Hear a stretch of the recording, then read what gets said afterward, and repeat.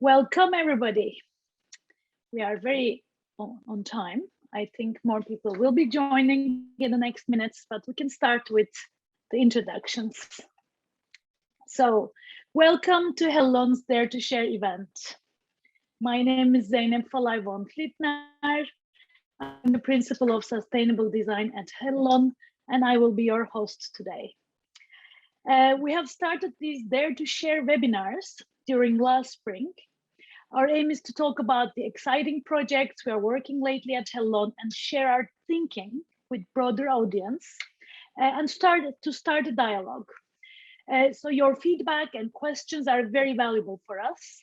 We are committed to push the boundaries of design and see how we can create a positive impact in the business of our customers, as well as in the thinking of our ecosystem. Before we start, a few housekeeping notes. Your mics are muted at the moment. We will start the presentations first and have a Q&A session in the last 20 minutes. Please use the chat function to ask your questions and present comments during the event, and I will try to answer some of them directly in the chat, or we can cover it at the end and I can ask your questions to Lotta and Ville. We will also have a few polls coming up, so you will be able to give some input, and we encourage you to be active in those. And in case you are not familiar with Hellon, we are a strategic design and customer experience agency with offices in Helsinki and London. We combine academic knowledge from human-centric design with machine learning and business understanding to help our clients to combine customer value and business targets. We typically offer 3 types of services to our clients. The first one is about focus and future direction based on deep understanding of the customers and stakeholders' needs. We also create innovations. The second offering is about creating innovations and new experiences that makes your customers happy and attract also new customers to your services. And the third offering focuses on helping your people and your organization to transform and in order to meet the expectations of the future business landscape. So we have also a lot of transformational work going on. But without further ado, let's have our first interaction right now. We are curious to hear your backgrounds. And so let's see, I will start the first poll. All right, I think we have a nice results now. Can you see? So we have about 26% works with mobility in private sector, 23% is in public sector. We have a couple of consultancy and maybe 1 person from academia, welcome. And then 32% doesn't work with mobility, but apparently curious to hear about this event. Welcome and thank you for your answers. Let's continue. So I would like to introduce now our speakers. Our first speaker is our business design lead, Ville Manneri.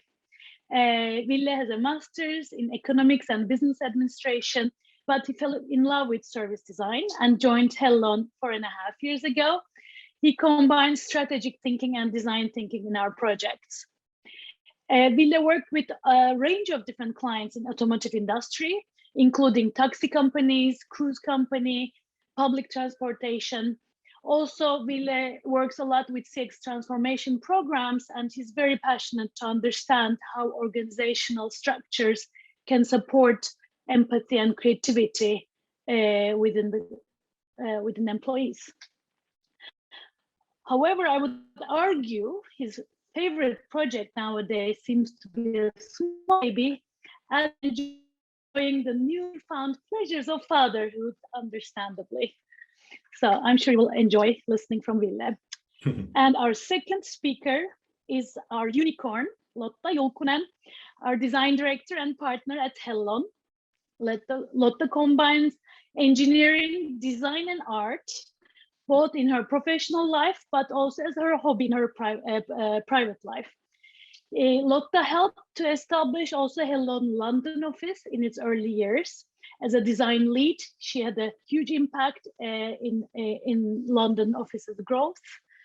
And she has also vast experience in mobility, done projects both in public sectors such as Helsinki and Tampere transportation systems, as well as global private companies such as Volkswagen and Skoda.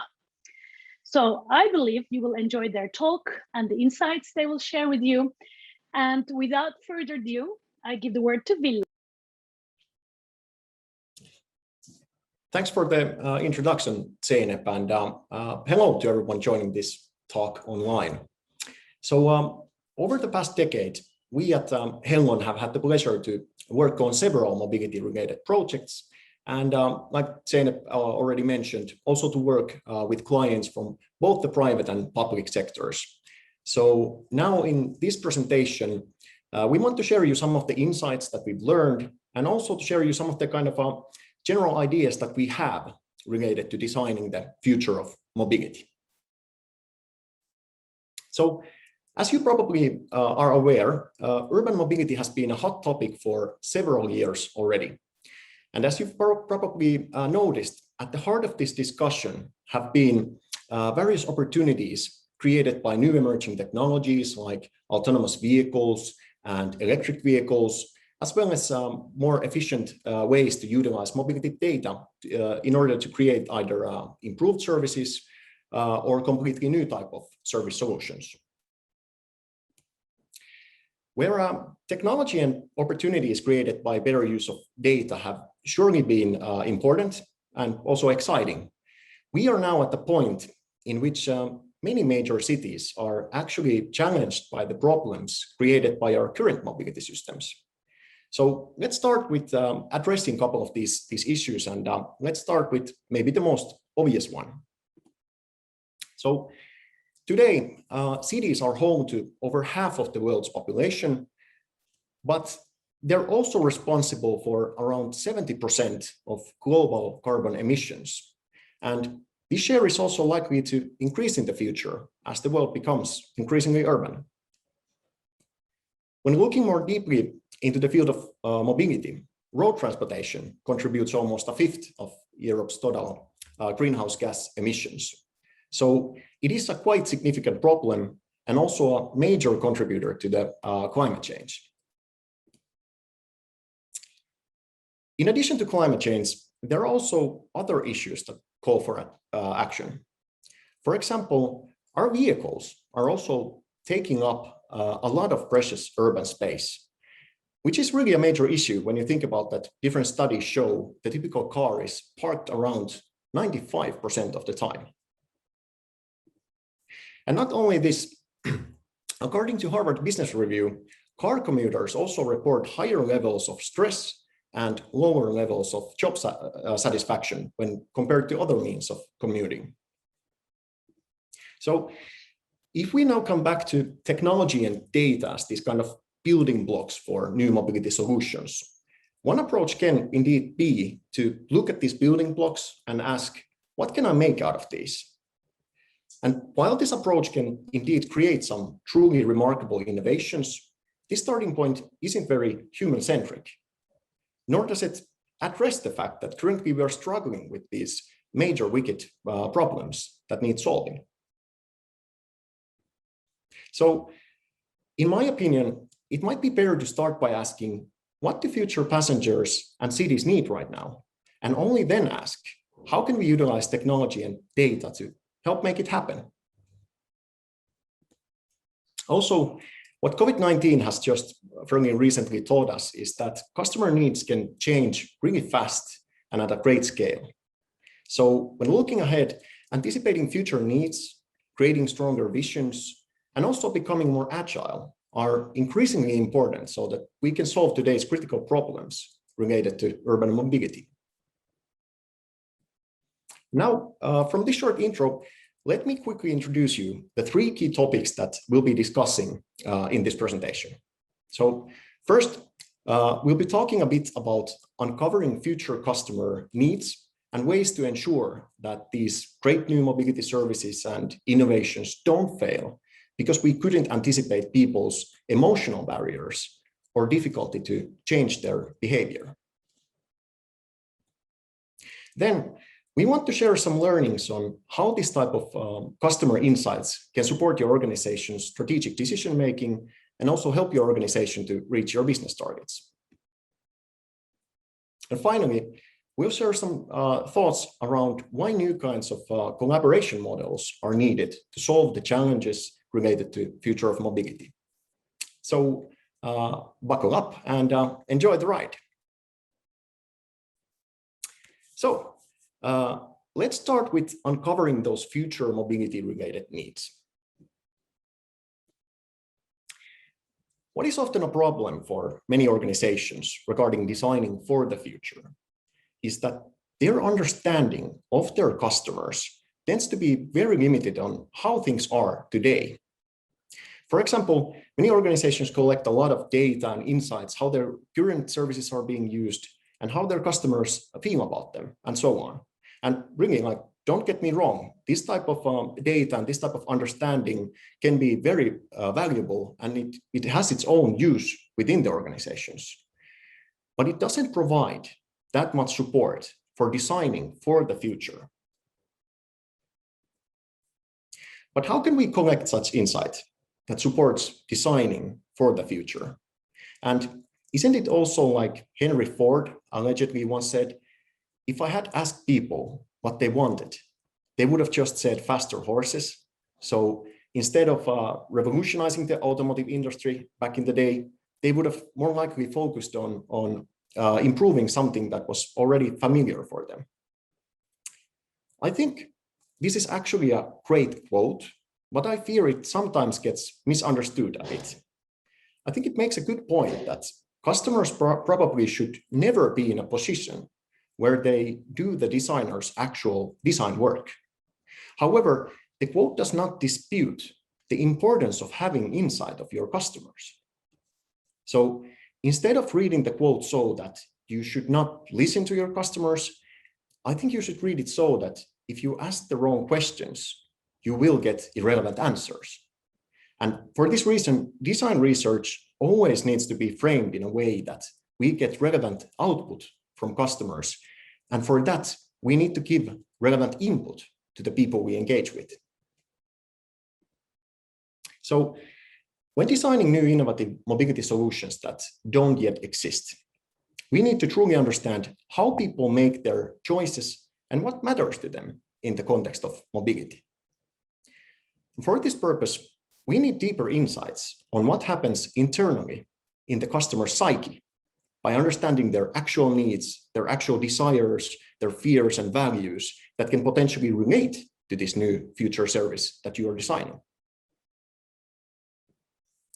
To elaborate how diving into customer psyche regarding future of mobility looks like, we'd now like to share you a case example where we focused on needs regarding autonomous driving already some 5-6 years ago.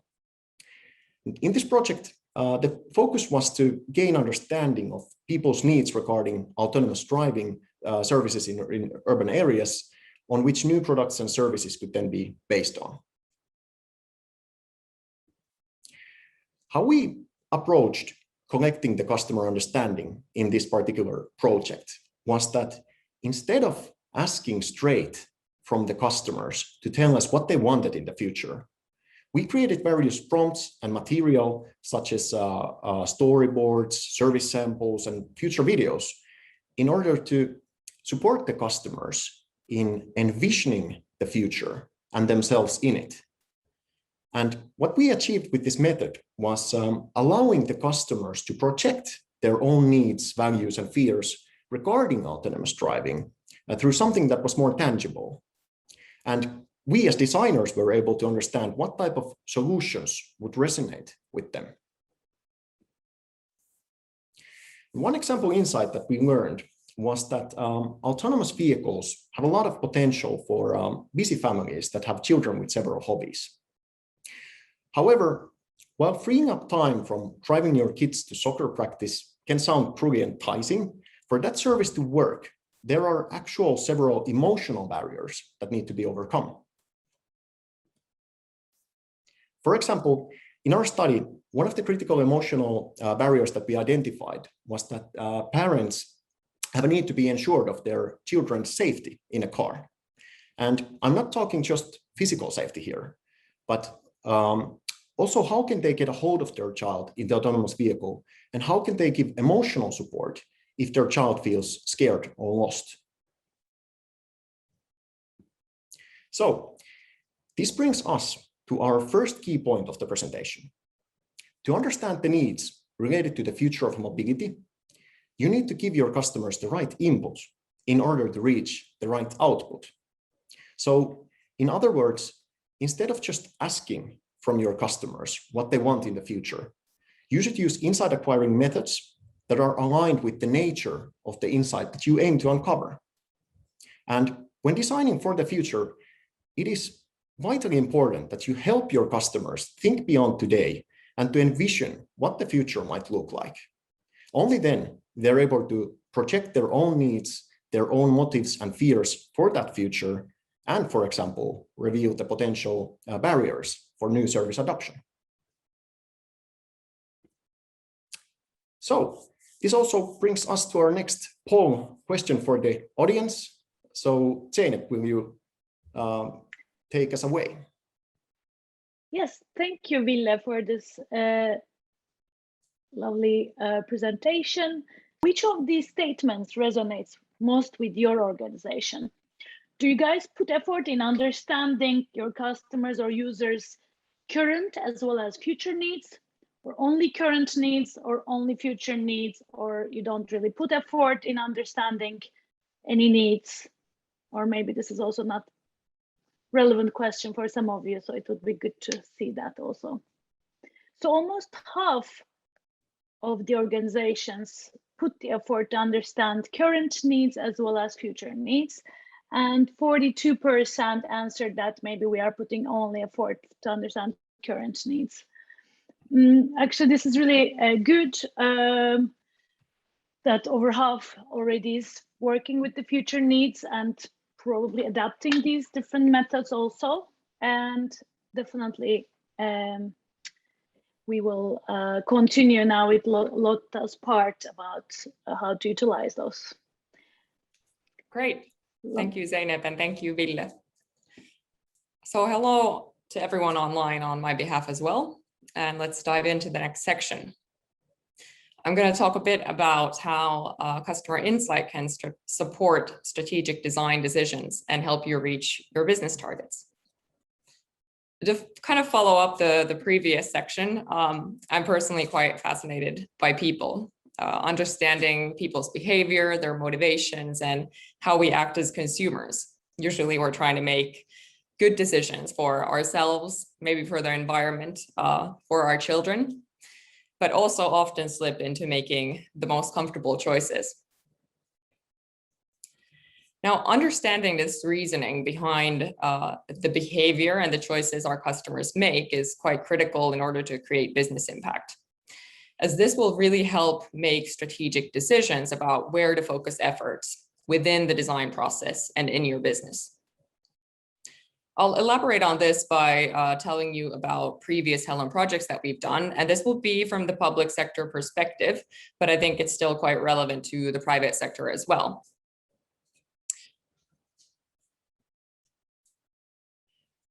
So as mentioned previously, we've been working on several projects with public transportation providers here in Finland. And although the cities here are quite small in global comparison, they're still struggling with the exact same issues that larger cities are. Decreasing city space, increasing population, and a need to lower emissions caused by transportation. On a European Union level, there's a target of reaching 100 climate neutral cities by 2030. And 2030, that's quite ambitious. It's only 9 years, less than 9 years from now.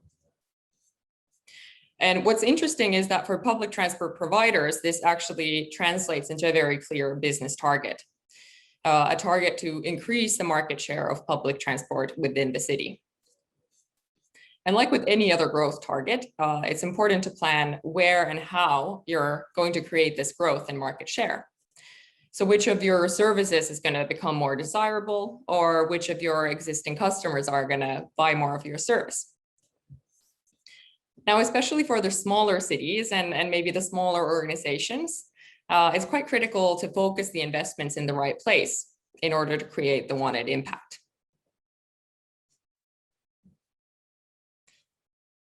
So to get a good understanding of where to find growth for public transport and how, we've been doing segmentation of current and potential customers using Hellon's need-based segmentation method. And here, of course, the first layer of insight was understanding people's choice of transport. So if they're mainly using public transportation, if they're mixing public transport and their private car, if they're mainly driving, or if they're part of this minority that mainly cycles or walks within the city. The second layer of information then is more about the motivations that are driving the choice. So whether the choice is, for example, motivated by money, so if they're choosing public transportation because it's the most affordable option, or if they're, for example, motivated by deeply rooted values, such as sustainability. Maybe the customer has quite a complex set of variables that they're optimizing every morning as they head off to work. For example, time, getting enough exercise, stress, maybe even sustainability within this set of variables. Or the choice can be made purely based on time efficiency. For some people, cars mean quite a bit of independence and freedom. And for others, a privately owned car is the only practical solution to manage the current life stage that they're in.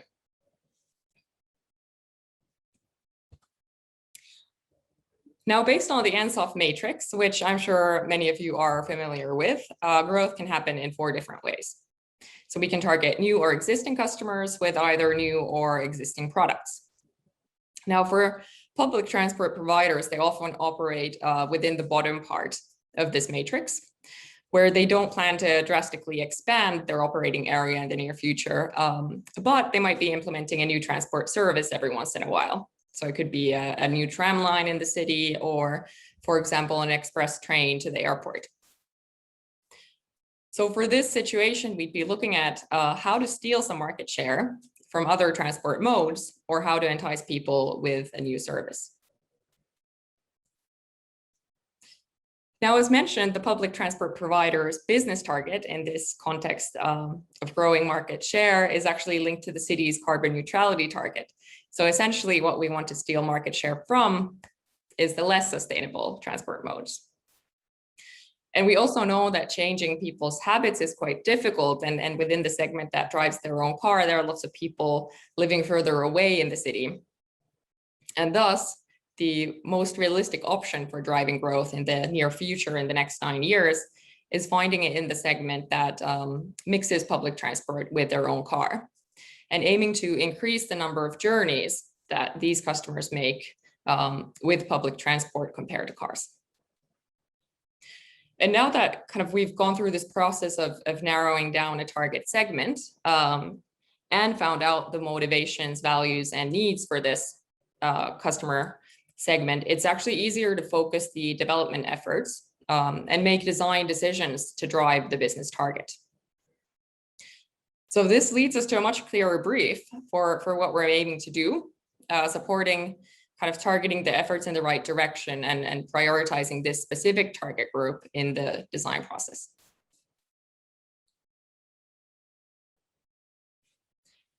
So when we're targeting a customer group, for example, that optimizes several variables like time, getting exercise, stress, and sustainability, depending on the given situation that they're in, we could, for example, personalize marketing to emphasize the freedom and headspace public transport can offer.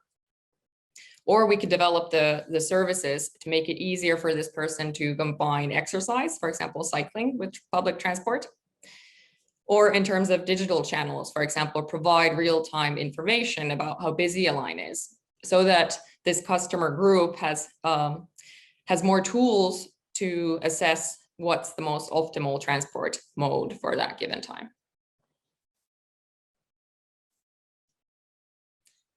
So as a conclusion of this section, make a strategic decision on whom you're targeting. find out what kind of motivations and values are behind their choice of transport, and then focus the organization's efforts and investments to develop the service according to their needs in order to make the most impact.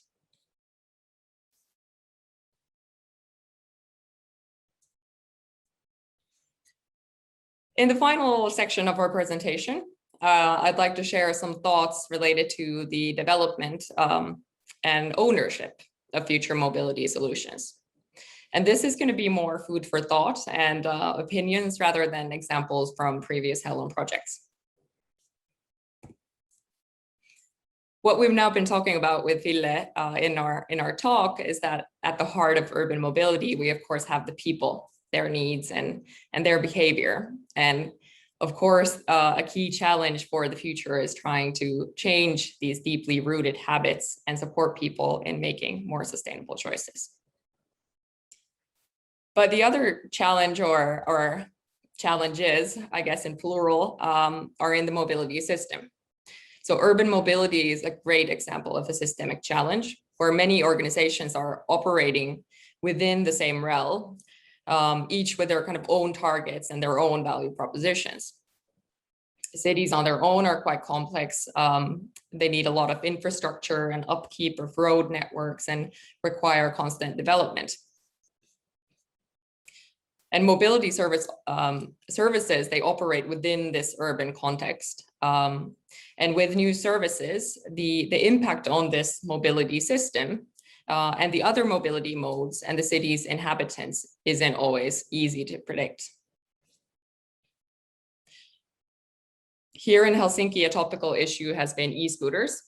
So they're an absolute joy to ride, but they're also a pain for cyclists and for pedestrians when they're left flying around on the streets. These vehicles are especially popular among young adults, and now actually in Helsinki, our hospital statistics, such a difficult word, are showing an increasing amount of severe accidents caused by late night e-scooter riding. So it's a great example of a service that's super user-friendly, is very fun, but when inserted into this context of the city, causes unwanted side effects.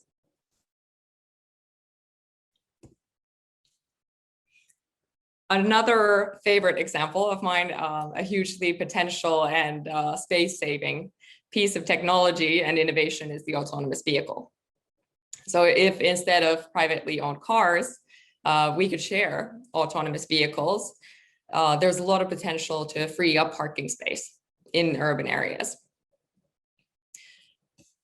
Here, the technology is there, but a key barrier, in addition to, of course, the potential emotional barriers, a key barrier for implementation of these vehicles is the ownership of space.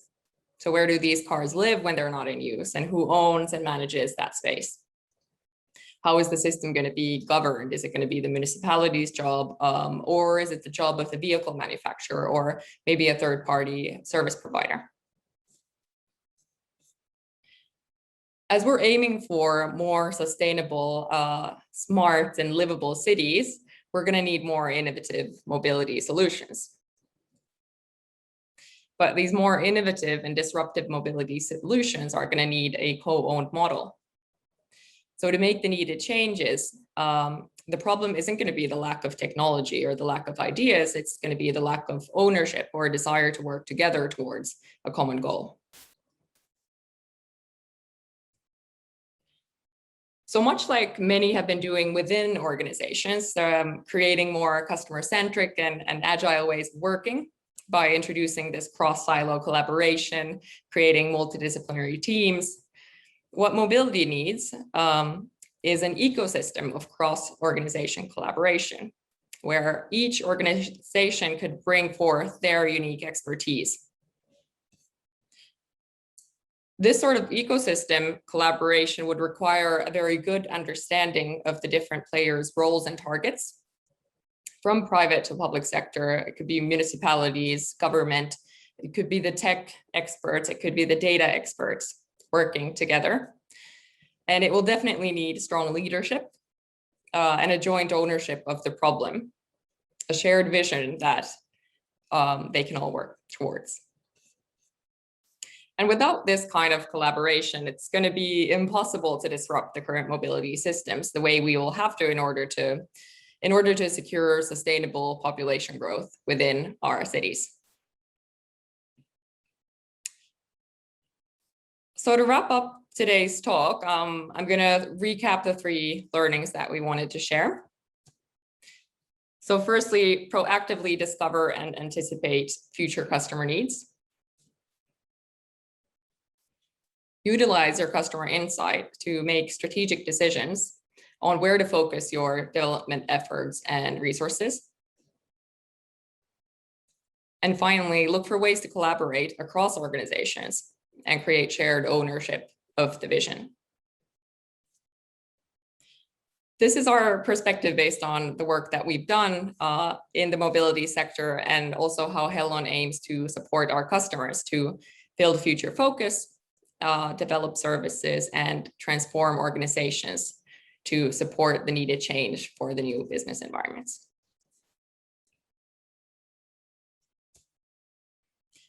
And finally, we're going to have a small poll before we go into questions and answers. So fire away, Zainab. Thank you so much, Lotta. So I'm now launching the final poll, and we would like to hear from you which of these 3 sections was most interesting for you. Was it about more how organizations can uncover future mobility needs that don't yet exist, or how customer insight can support strategic design decisions and business targets, or why it's important to share ownership of future mobility solutions and work across organizations? This is very interesting for us to see the what resonates most and why. And hopefully during the Q&A part, we can also hear from some of you. You can raise hands and ask questions in the next part. So I will give a couple of more seconds to get final answers. So it's very close. It's very close. I think we have almost equal level of interest. For the first part is still the winner with one small extra vote, and then the third chapter was equally interesting. Okay, so thank you so much for your answers, and hopefully you found these interesting. So I would like to get some questions. I see Harry is raising hands, and I will allow him to talk, or not anymore. Was this a mistake? But feel free, please write your questions in the chat or raise your hand, so I will give the stage to you. You can also ask your questions directly. Oh, okay, we have Maria. I'll give the word first, and then if there is... Maria, you should be able to talk now. Hello, can you hear me? Yes. Yes. Yes, great. Thank you for your presentations, and yeah, it was very delighting to see the work you're doing and the design processes that you are utilizing, and also this more strategic decision-making angle.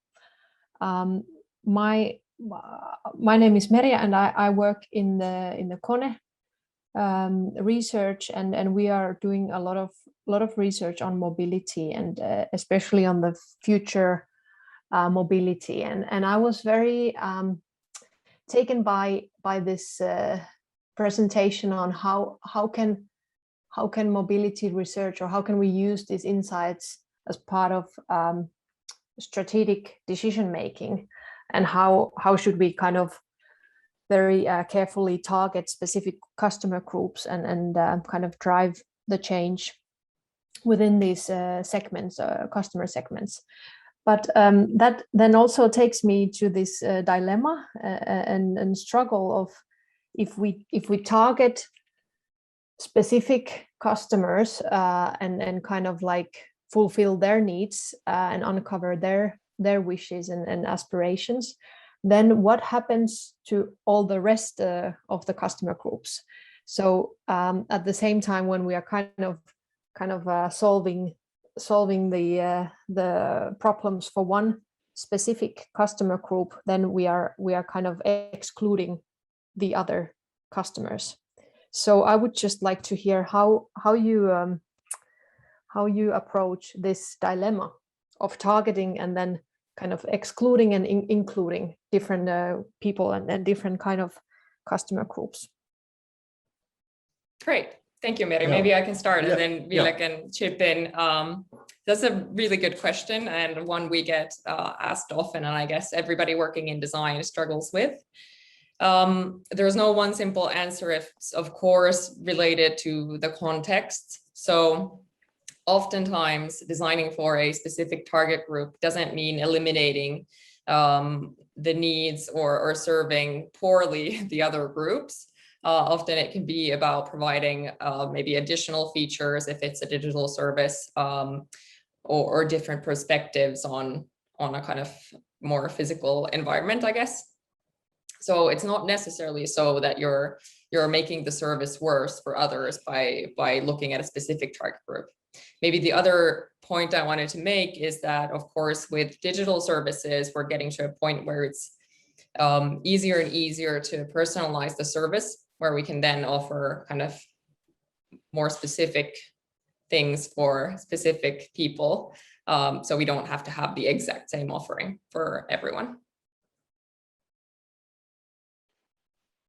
Ville, do you have any additions? Well, I think that was pretty comprehensive answer. So basically, I would maybe just repeat that it really kind of well, first of all, excellent question, but it really depends on the context. And I think like for example, this model that we have been developing, this human-centric segmentation, as we call it, I think it's also a really good tool to uncover those kind of other needs that are not maybe in your focus. So you can kind of also understand that when you do make a strategic decision, you understand who are you maybe not serving at that moment. So kind of having this more holistic understanding of the different needs within your market is super vital. But as Lotta mentioned today, like these more personalized services enable a lot, and kind of the how would I say, kind of the main focus that you have some customer group in your focus does not mean that you kind of neglect completely the other people. So I would say it's a kind of balancing act, but yeah. So of course, in the ideal situation, you would have enough insight to understand whether your choice to target somebody is going to harm somebody else, or you would have the potential to test this if you're unsure. But a lot of the time, it's not a either or type situation. Yes, indeed. Thanks for your answers. Thanks, Meri. Thank you. So I guess understanding never harms. I guess what we do harms much more than deep understanding. So anybody else who would like to raise a question? And while you maybe build up courage, I will ask my question to both Ville and Lotta. You can pick. What is the biggest difference and similarity in working both with public and private sector mobility clients from your perspective? That is a good question again. Maybe I can start again, and then Ville can elaborate. I think in the public sector, one of the most interesting bits is that they are already a sort of ecosystem. So public transportation doesn't usually create their own business targets outside of the kind of city and the local politics. So oftentimes they have a lot more stakeholders actually to engage in the processes, and that they will kind of need to go through maybe different types of milestones in order to make changes in their service, or when kind of making these strategic decisions. So their strategy might be coming from kind of quite a political place.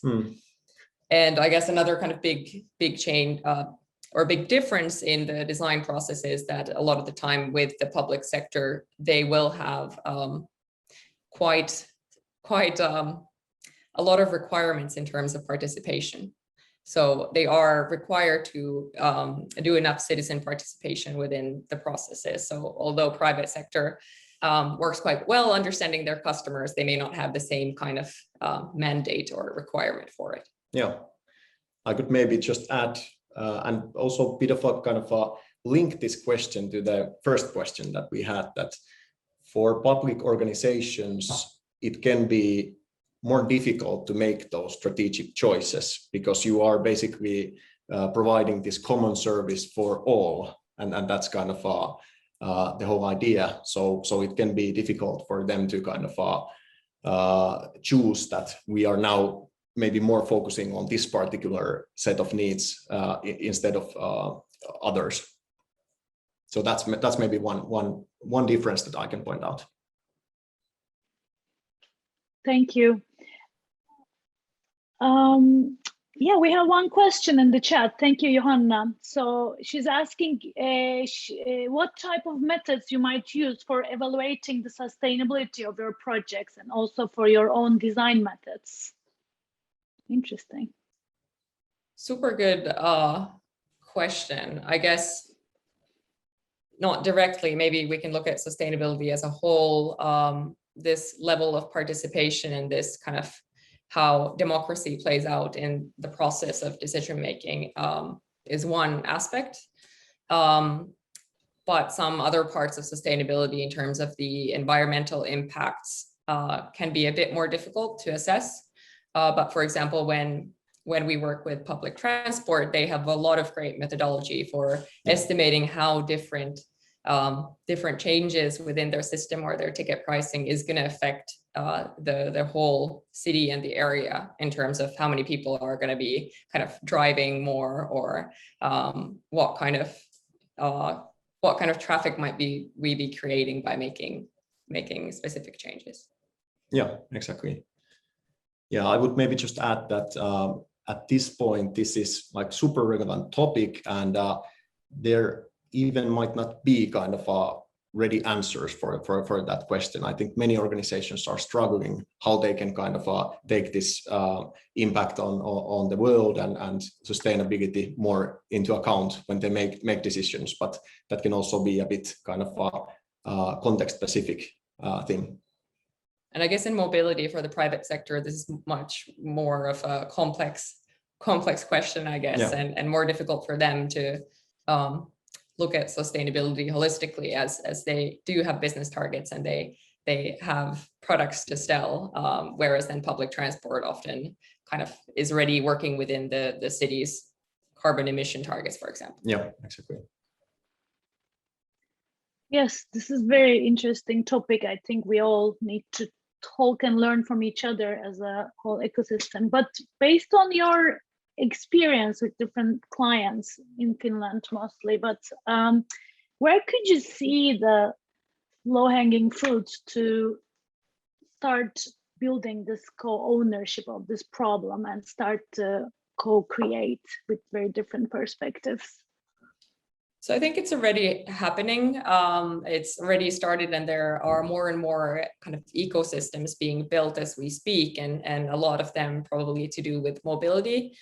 I think the kind of challenges there, they're going to be players coming from academia and then maybe from the government and these different kind of privately owned companies. I guess the challenge there is building this strong joint vision and making sure that the kind of required players are all there to be able to kind of really create something together and then make a kind of holistic solution in terms of mobility. Exactly, yeah, and kind of facilitating that whole discussion itself is another thing. So I guess like my answer would be that there's no exactly low-hanging fruit in terms of that. So it is a difficult task, and there is a lot of challenges related to this kind of collaboration. I guess the leadership of this type of initiative is a question. Who should lead this? Should it be municipalities or very visionary private entrepreneurs, or it's hard to pinpoint? Yeah, and I guess this kind of work can be quite new to people within an ecosystem. So definitely bringing in this element of facilitation is hugely helpful, so that kind of just facilitating that conversation or the co-creation of that shared vision is a very important aspect of creating this kind of working ecosystem.